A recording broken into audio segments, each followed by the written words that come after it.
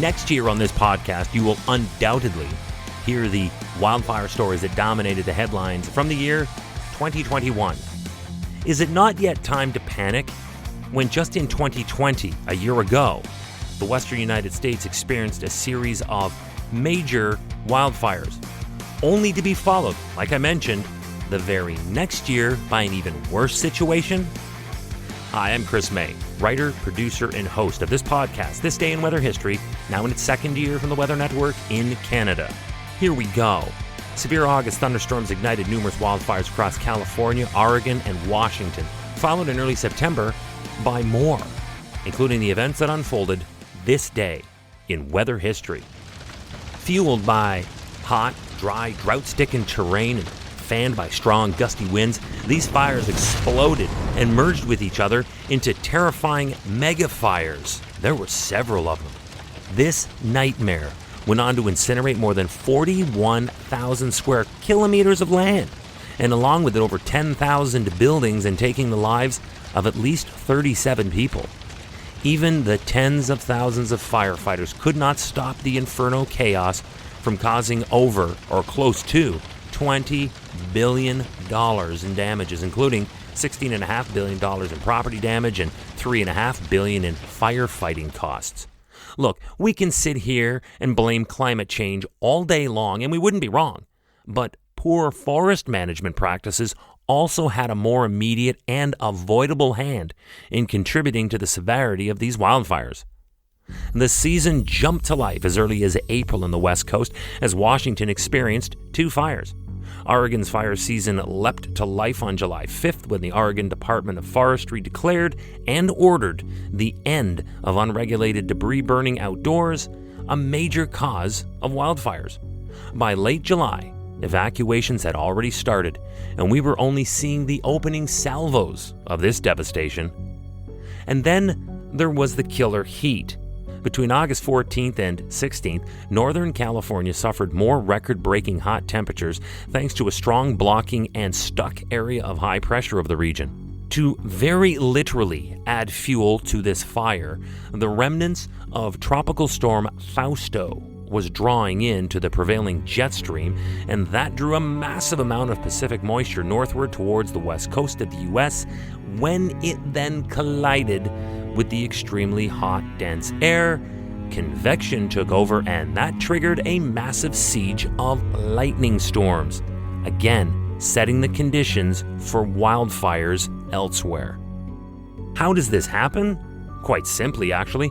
You have these noted and acknowledged abnormal wind patterns driving this moisture feed from 1,000 miles or 1,609 kilometers off the coast of the Baja Peninsula and directly into Northern California. Put that all together and boom. Welcome to year 2 of this podcast. Right now, you're listening to the full version of today's story on your favorite podcast provider. But there's also the daily podcast video short. They're shot right here in my podcast recording studio, so you get that perspective. And oftentimes, they will include visuals from that day's event from when it happened in weather history. So after listening to the full story, go check out the podcast video short on television or online anytime at theweathernetwork.com/weather history. The August 20 lightning fires included 3 of the largest wildfires in the recorded history of the state of California: the SCU Lightning Complex, the August Complex, and the LNU Lightning Complex. Here's a few notable dates. September 5th, heat from the Creek Fire generated a large pyrocumulonimbus cloud described as one of the largest ever seen in the United States.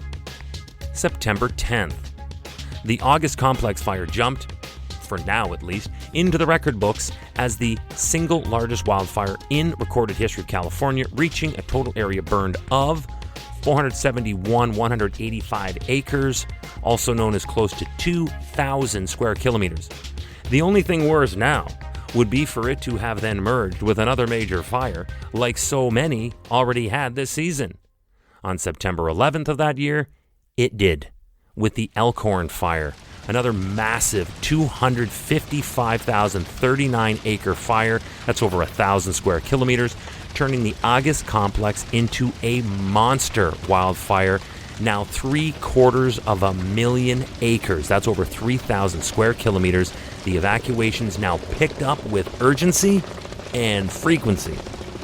Through much of September, at least 8 large wildfires, each of 100,000 acres or more, were burning in Washington, accounting for 3. There were 5 in Oregon as well.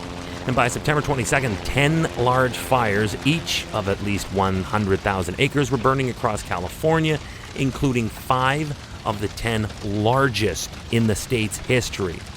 It was at its most horrifying and horrendous height of intensity on this day in weather history.